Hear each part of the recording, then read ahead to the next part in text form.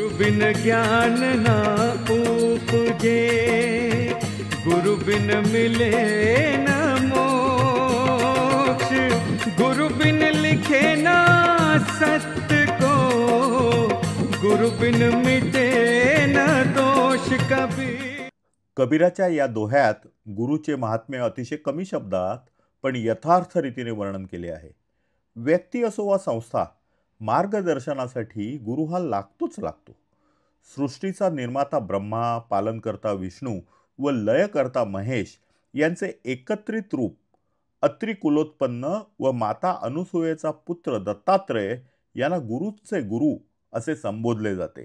त्या दत्तात्रयांना देखील 24 गुरु होते असा पुराणात उल्लेख आहे।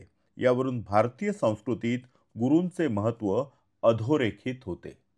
नमस्कार, मी अवधूत वाघ आणि आपण पाहत आहात माझं YouTube चॅनल अवधूत चिंतन।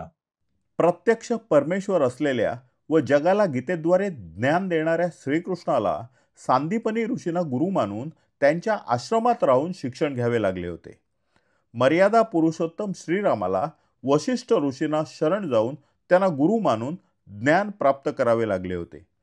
गुरुच्या श्रेष्ठतेची असंख्य उदाहरणे आपल्या संस्कृतीत आहेत। एवढेच नव्हे तर गुरु आज्ञा ही अंतिम असून मातृ आज्ञा, पितृ आज्ञा वा राजाज्ञा या तिन्ही आज्ञांपेक्षा गुरु आज्ञा सर्वश्रेष्ठ आहे असे आपले धर्मग्रंथ आपल्याला सांगतात।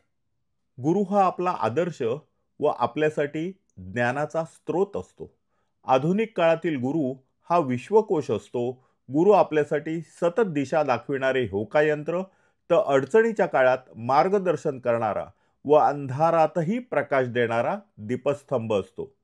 चुकांना पोटात घालणारा व संकटात धावून येणारा गुरु हा कधी आपला सखा असतो तर कधी मदतीला धावून येणारा सवंगडी असतो। तो कधी पित्याहून पवित्र अशा कुलदैवताच्या स्वरूपात भेटतो तर कधी मातेहून मायाळू अशा इष्टदेवतेच्या रूपात प्रकट होतो।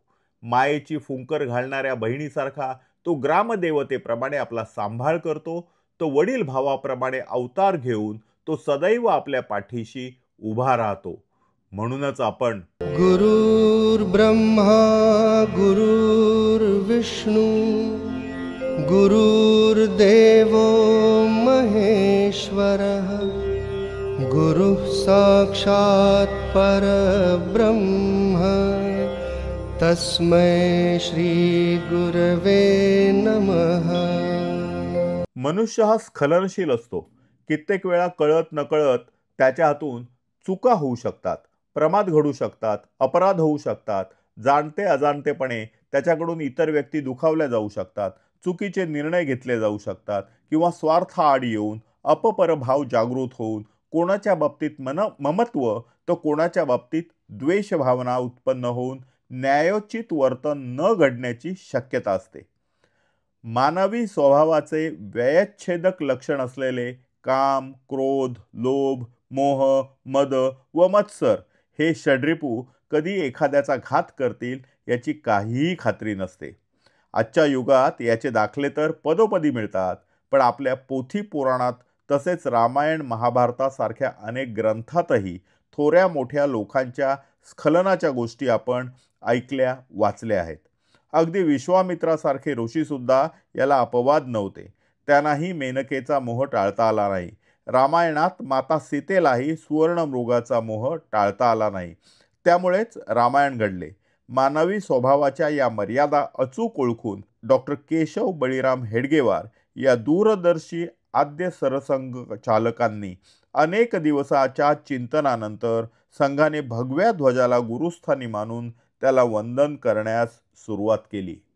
खरं पाहता हिंदूंची संघटना म्हणून देवाधिदेव भोलेनाथ शंकर, मर्यादा पुरुषोत्तम श्रीराम, अहम ब्रह्मस्मी अशी घोषणा करून अर्जुनाला विश्वरूप दर्शन देणारे भगवान श्रीकृष्ण, पार्वती पुत्र व बुद्धीचे देवता गणाधीश गणपती यांच्यासारखे देव अथवा शक्तीची देवता उमा पार्वती तथा अंबा माता, 16 विद्या 64 कलांची देवता माता सरस्वती, वैभवाची देवता असलेली माता लक्ष्मी यांच्यासारख्या देवी देवता, साऱ्या भारताला पूजनीय असलेले हिंदवी स्वराज्याची स्थापना करणारे छत्रपती शिवाजी महाराज किंवा धर्मासाठी बलिदान देणारे छत्रपती संभाजी महाराज यांच्यापैकी कोणालाही संघाच्या गुरुस्थानी मानण्यास कोणतीच अडचण नव्हती व तसा निर्णय झाला असता तर त्यात गैर असे काहीच नव्हते. एवढेच कशाला, ज्याप्रमाणे शीख धर्मात गुरु ग्रंथ साहेब या पवित्र ग्रंथाला गुरुस्थान अर्पित करण्यात आले आहे, त्याच परंपरेने 4 वेद, भगवद्गीता, रामायण अथवा महाभारत यासारख्या हिंदू धर्मातील कोणत्याही पवित्र ग्रंथाला गुरुस्थानी मानले गेले असले तरी त्याला मान्यता मिळाली असती.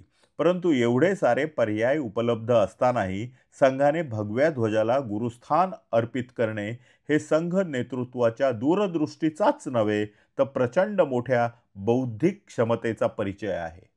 भगवा ध्वज हा भारताच्या ऐतिहासिक व प्राचीन संस्कृतीचे प्रतीक आहे.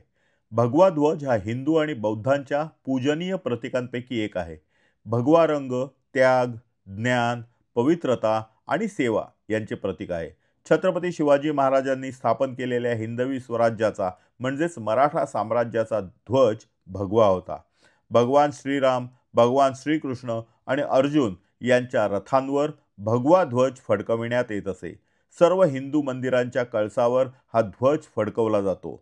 सनातन हिंदू धर्माचे धर्मगुरू आद्य शंकराचार्य देखील भगव्या ध्वजाला सदैव आपल्यासोबत ठेवत व त्याला धर्मदंडा एवढाच सन्मान देत. भगवा रंग हा वैराग्याचे व विरक्तीचे प्रतीक आहे. म्हणूनच हिंदू आणि बौद्ध साधू संत भगवी वस्त्रे परिधान करतात. मुघलांच्या आक्रमणाच्या वेळी जेव्हा आपला पराभव होतो आहे हे लक्षात यायचे, त्यावेळी आपली अब्रू वाचवण्यासाठी राजपूत स्त्रिया त्यागाचे प्रतीक असलेली केशरी म्हणजेच भगवी वस्त्रे परिधान करून स्वतःला अग्निसमर्पण करीत. आधुनिक शास्त्रात हे सिद्ध झाले आहे की भगवा रंग हा अगदी कमी प्रकाशात व ज्यावेळी दृश्यमानता अतिशय कमी असते त्यावेळीही चटकन उठून दिसतो. रात्री अपरात्री यात्रा करत असताना हातात असलेल्या भगव्या ध्वजामुळे व भगव्या वस्त्रांमुळे साधू संत सहजच ओळखू येतात. आपण पाहिले असेलच की रेल्वे व रस्त्यावर काम करणारे अभियंते व कर्मचारी भगव्या रंगाचे जॅकेट घालतात.